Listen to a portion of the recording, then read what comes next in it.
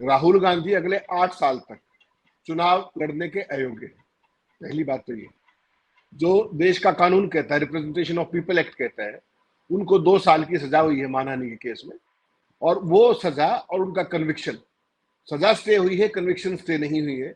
इसका मतलब साफ है कि वो अगले, जब तक उनको राहत नहीं मिल जाती, हाईकोर्ट ने तो मनाही कर दिया, आप सुप्रीम कोर्ट में जाएंगे क्या होगा क्या नहीं, जब तक सुप्रीम कोर्ट से उनको राहत नहीं मिलती है, तो आज की वस्तु स्थिति है कि 8 साल तक वो चुनाव नहीं लड़ सकते। ये सच बात है।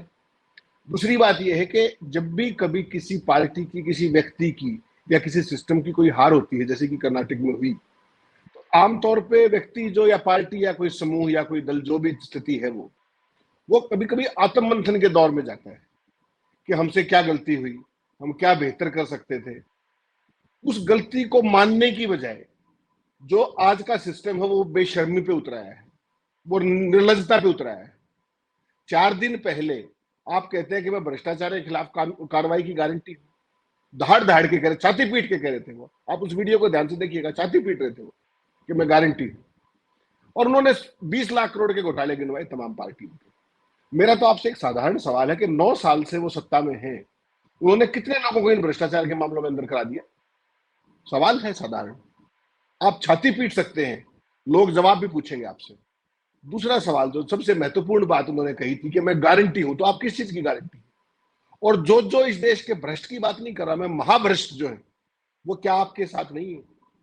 और जो 20 लाख करोड़ की जिनकी आप बात कर रहे थे, उनसे ज्यादा भ्रष्टाचार तो अकेले शेयर घोटाले में आपके जो फाइनेंसर हैं उन्होंने किया है या नहीं किया, जिसके बारे में आपका नाम नहीं निकलता मुंह से। ये सच है या गलत है? यूसुफ जी, एक बात ब्रॉडली समझनी पड़ेगी, लोक राज लोक लाज से चलता था।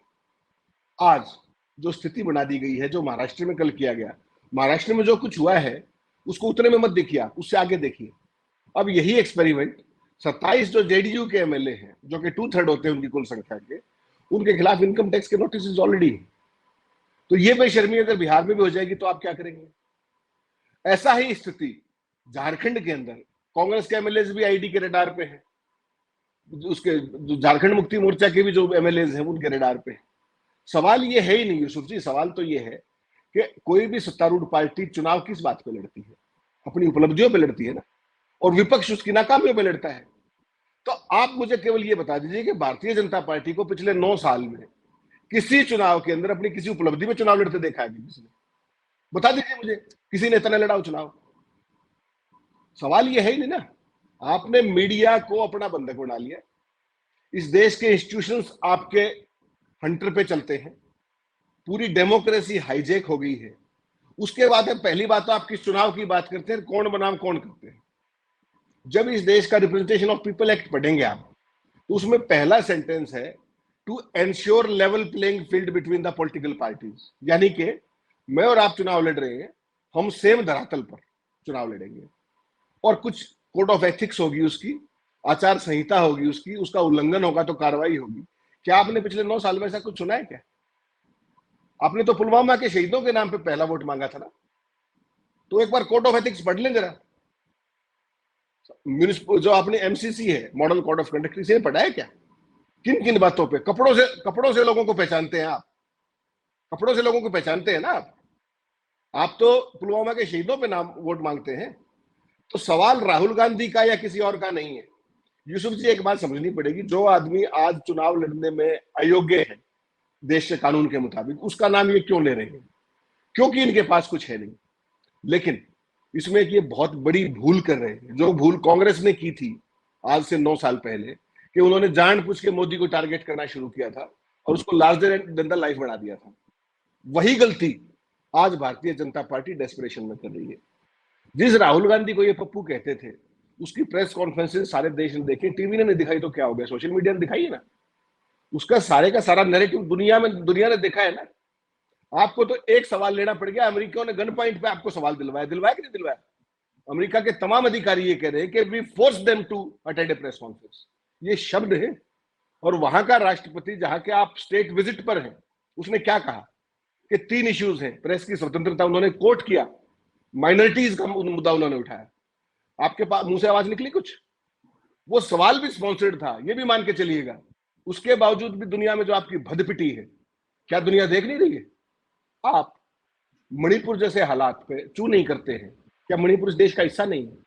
और वैसे वैसे एक्सपेरिमेंट छोटे पैमाने पे कितनी जगह पे हो रहे हैं। आप विपक्ष को जितने वरिष्ठ है, मैं तो कहता हूं सबको अंदर दे दीजिए ना, कहां दिक्कत है। लेकिन 9 साल में आपने कितनों की सजा करा दी? मुझे नाम तो बता दीजिए, एक का नाम बता दीजिए जो आपका कट्टर प्रतिद्वंद्वी है सबसे बड़ा, जिसको आप प्रधानमंत्री का दावेदार बता रहे हैं, उसको आपने किस केस में सजा कराई? मानहानि में। पूरी दुनिया में दूसरा उदाहरण दिखा दीजिए मुझे एक, पूरे दुनिया में जहां जहां लोकतंत्र है, किसी व्यक्ति को मानहानि के केस में 2 साल की सजा करके और पार्लियामेंट से डिस्क्वालीफाई कर दिया गया होगा। इसका मतलब क्या है कि जितने केसेस की आप बात करते थे, भ्रष्टाचार के तमाम केसेस, उनका क्या हुआ? इसका मतलब उनमें तो कुछ था नहीं, तभी तो आपको मानहानि में करना पड़ा ना। यूसुफ जी, राहुल गांधी प्रधानमंत्री बड़े ना बने, मुझे इस बात की कोई चिंता नहीं है। मुझे चिंता इस बात की है कि इस देश में लोकतंत्र बचेगा या नहीं। और जो मौजूदा हालात हैं और जो महाराष्ट्र में किया गया है, कल को वो बिहार में ना किया जाए, इसकी क्या गारंटी है हमारे पास? या ये झारखंड में नहीं होगा, इसकी क्या गारंटी है? या बंगाल में आप यही मिस एडवेंचर नहीं करेंगे, कोशिश करेंगे, इसका क्या मतलब है? तो सवाल यूसुफ जी क्या है कि भारतीय जनता पार्टी एक तो होता है बौखला गई है, यहां वो बौखलाई नहीं गई है, वो बोरा गई है। बोराना शब्द समझते होंगे, हमारे एरिया में बोला जाता है कि बोरा गई है सत्ता के उसमें मध्य के अंदर, कि हम जो चाहे कुछ भी कर सकते हैं। तो एक बात ध्यान रखिएगा, जब आप जो चाहे जो कुछ कर सकते हैं, तो इस देश की जनता भी जो चाहे जो कर सकती है। और वो देश की जनता सब कुछ देख रही है कि आपके पास बताने के लिए कुछ नहीं है। आपके पास केवल दूसरों को बदनाम करने का, उनको वो करने का सिर्फ ये है। आपको किसने रोका है 9 साल से कार्रवाई करने का? और आपने कौन सी ईमानदारी दिखा दी? बहस कर लीजिए ना, जैसा कि जोशी जी कह रहे थे, कोई 2 प्रेस कॉन्फ्रेंस करके दिखा दीजिए आप, ओपन प्रेस कॉन्फ्रेंस, और हो जाए लाइव। और मैं तो ये कहता हूं, जब आप अमेरिकन स्टाइल राष्ट्रपति के चुनाव की बात करते हैं, तो वहां तो राष्ट्रपति के बीच में 3 बहस भी होती हैं, तो आप कर लीजिए बहस। मान के चलिएगा, राहुल गांधी महात्मा गांधी के रास्ते पे चल पड़े हैं, वो कोई आगे पदवद नहीं लेंगे। उन्होंने जो धार लिया है, जो उन्होंने पदयात्रा की पूरे देश में, जो उनके जो भाषण थे, उनकी जो भाव भंगिमाएं थी, वो सारा देश ने देखी। और खड़गे साहब ऐसे अध्यक्ष नहीं बने। खड़गे साहब अध्यक्ष बने किसी कारण से।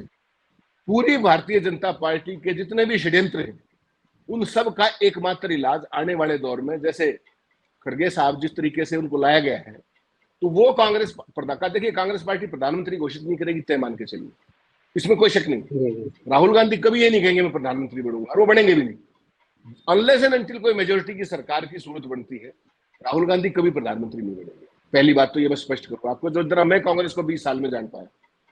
और अगर खड़गे कल को प्रधानमंत्री की दिशा में चला दिए गए, तो इनको कोई ढूंढने वाला मिलेगा क्या? इनको ये सोचना चाहिए। और कल को देखिए, सत्ता किसी की दासी नहीं होती। आज आप हैं, कल मैं हूं, परसों जोशी जी और कोई होगा। जिस बेशर्मी के साथ आप एजेंसीज का दुरुपयोग कर रहे हैं, वो कल को आपके खिलाफ भी तो हो सकता है ना। कोई दूध का धुला नहीं है इस देश में। तो समझना पड़ेगा कौन राहुल गांधी को, आप अपनी उपलब्धियों पे वोट मांगिए ना, आप अपने विजन पे वोट मांगिए, वो तो आपके पास है नहीं कुछ। आपका तो विजन केवल डिवीजन का है। डिवीजन भी किन बातों का? पैरोकियल इश्यूज के ऊपर, पैरोकियल सोच के ऊपर। तो आप कभी बात करते हैं लाभार्थियों की, आप बताइए ना कितने लाभार्थियों को क्या मिल गया? इस देश का आदमी फ्री का कुछ नहीं चाहता, उसको डिलीवरी चाहिए सिस्टम की। आपने कर दी क्या? आज देश में बेरोजगारी जो है 45 साल की हाईएस्ट है। कोई जवाब देता है क्या? तो यूसुफ जी, इस देश के युवा आपको लेकर आए थे कंधे पे बिठा के, आपके जुमलों के ऊपर उन युवाओं को आज बुरे तरीके से ठगा जा चुका है, उनका भविष्य तहस नहस हो चुका है। और जो देश में नशे की, फलाने की, लैंड ऑर्डर की जितनी समस्याएं हैं, वो सरकार की नाकामियां, चाहे वो स्टेट की गवर्नमेंट हो चाहे सेंट्रल की गवर्नमेंट हो। और ये देश को एक प्रोग्रेसिव की बजाय ये जो धार्मिक उन्माद, फलाना, ये रिग्रेसिव स्टेज की तरफ लेके जा रहे हैं। और आने वाले दौर में इसका जवाब मिलेगा। केवल सवाल इतना है कि आप अगर हिम्मत है तो मीडिया की दलाली को छोड़ करके, जो मीडिया के थ्रू आप कर रहे हैं, उसको छोड़ के आप जनता से सीधा संवाद करिए ना, और बताइए मेरी ये उपलब्धि है। कर्नाटक में किस बात पे चुनाव आ रहे हैं? आप बता देते क्या किया हमने? एक शब्द बोला कभी? और पूरे हिमाचल में क्या हुआ? भदपिटी ना। अब जो मध्य प्रदेश में होने वाला है, आप कल्पना कर सकते हैं छत्तीसगढ़ में जो होने वाला है, और जो कल तेलंगाना की रैली हुई आपने देखी होगी, वो हाल जी के जी। सालों में तेलंगाना जैसी रैली नहीं देखी गई। कौन पार्टी बनेगी, क्या बनेगी, मेरा और आपका ये विषय नहीं है। मेरा विषय केवल इतना है कि इस देश का नैरेटिव पॉजिटिव दिशा में होना चाहिए, लीडरशिप विजनरी होनी चाहिए, और साफ और सीधी बात की जानी चाहिए, ना कि गाली गलौज की भाषा यूज की जानी चाहिए। 20 लाख करोड़ जी का घपला किया, आप बिल्कुल। सबको अंदर दीजिए, क्यों नहीं किया, कितनों को सजा दिलाई, ये आपकी ना व्यक्तिगत नाकामी है, ये मान के चलिएगा। ये मेरा कहना है।